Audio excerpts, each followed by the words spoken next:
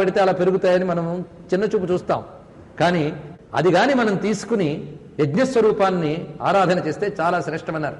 అందుకే దూర్వాష్టమి ఆ రోజు దూర్వాదనంలో అమ్మవారిని ఆరాధించమన్నారు. అంతేకాదు ఈ దూర్వాలకు అంత శక్తి అంటే దీనితో గణపతిని ఆరాధించితే అందుకే ప్రత్యేకంగా గణపతి యజ్ఞము యొక్క సాకార స్వరూపం, యజ్ఞము యొక్క స్వరూపం గనక ఇక్కడ దూర్వాష్టమికి అంత ప్రాధాన్యం ఇచ్చారు.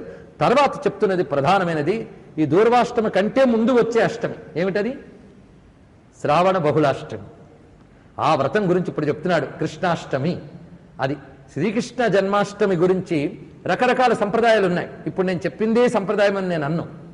ఒక్కొక్క సంప్రదాయంలో ఒక్కొక్క రకంగా కనబడుతుంటాయి. ఇందులో ఏది గొప్పది?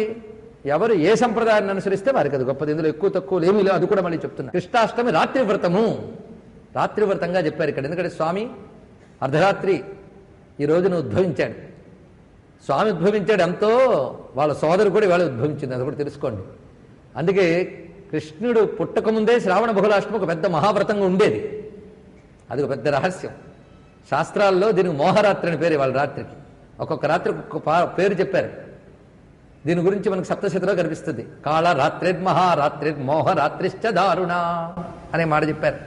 కాళరాత్రి అంటే దీపావళి అమావాస్య ముందు రోజు వచ్చే